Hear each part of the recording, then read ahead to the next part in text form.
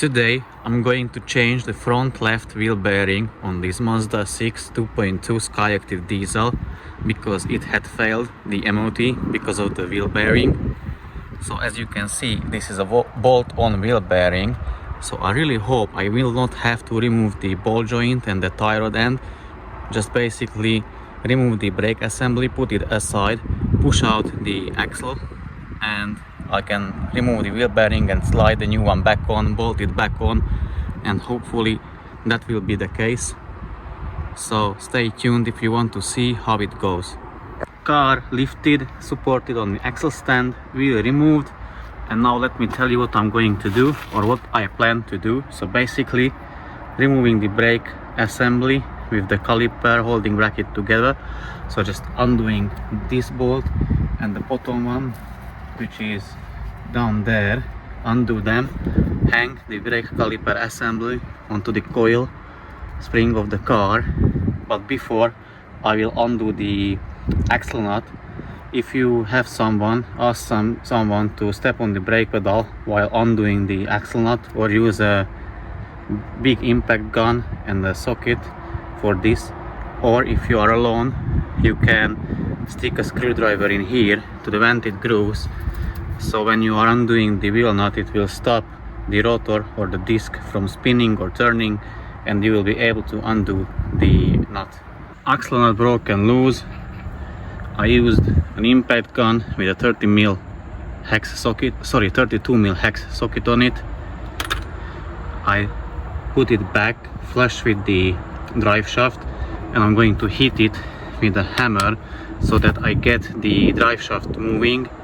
I don't mind damaging the nut. I don't want to damage the drive shaft. I don't mind damaging the nut because the new one is supplied with the new wheel bearing. So give it a couple whacks, obviously a stronger one. That's just illustration. So get the drive shaft moving in and out, and then you won't have issue removing the wheel bearing. Brake assembly removed in one piece, now hanging on the coil spring of the shock absorber. It was held by two 17 mm hex bolts. So undo the bolts and then remove the whole brake assembly, hang it on the coil spring.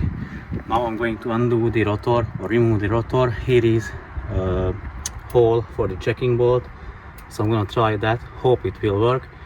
If not, I will hit it with a dead blow hammer here somewhere on this part of the brake disc, not this one, so not damage it, because this one will be reused. So hit it here and then hopefully it will come off. So I managed to get it off with a checking bolt. So basically tighten the bolt until it pushed off the brake disc. So now it is loose, I can remove it.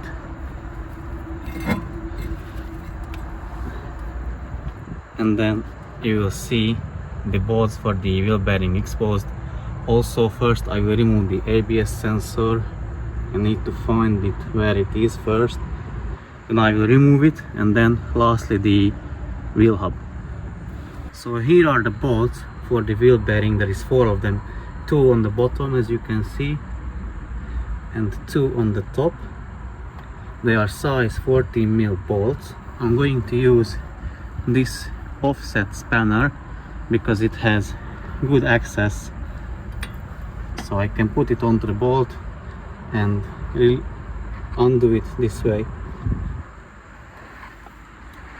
Okay, the 4 bolts are removed, as you can see they are there. So now I just need to remove the wheel bearing. So probably I will try to wedge something in there, get it moving off, and then I should be able just to pull it off. So I will see and let you know how I was able, or how successful was I with removing the wheel hub. So after a few attempts and half an hour, maybe an hour later, the wheel bearing is finally removed in 2 parts. So basically here is one part, as you can see. So I put this one over the wheel bolts like this, attached the wheel nuts, tighten them, 3 of them, and then use the slide hammered it out. So this part came with like only alone on its own, and then the rest was still on the hub.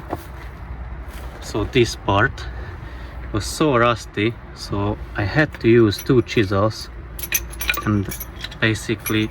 First I attached that one, the hub puller again, with the wheel bearing bolts, so two of them, one here and one there, obviously to the wheel bearing, and then hammered it a little bit out, and then I had a tiny bit space in between the wheel hub and the wheel bearing, so I could hammer the chisel. So hammered it, the small chisel here, and then around the perimeter, slowly all around, and then I was finally able to remove the wheel bearing.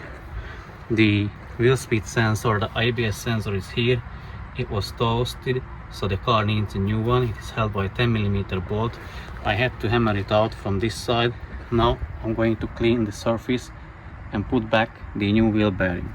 So guys, another half an hour later, we had to retread the bolts because they weren't catching, so I tried them on, tried to put back the new wheel bearing and thread the bolts in, and out of the 4 only one was good, one bolt. The rest of the 3, they didn't catch on the threads, so we had to retread them, and now as you can see they're moving freely and nicely. And if we wouldn't have retreaded them, then I would probably, or very likely, cross-threaded them when I would be tightening them down. So these small things matter, these small details matter, and otherwise I would have damaged the new wheel bearing, and I would have to spend another, I don't know if it costed around 60 pounds for the wheel bearing, so I would have wasted 60 pounds just because I was lazy to retread the bolts. But now I can put back the wheel bearing and then assemble the whole thing together and carry on with removing the EGR parts and the intake manifold.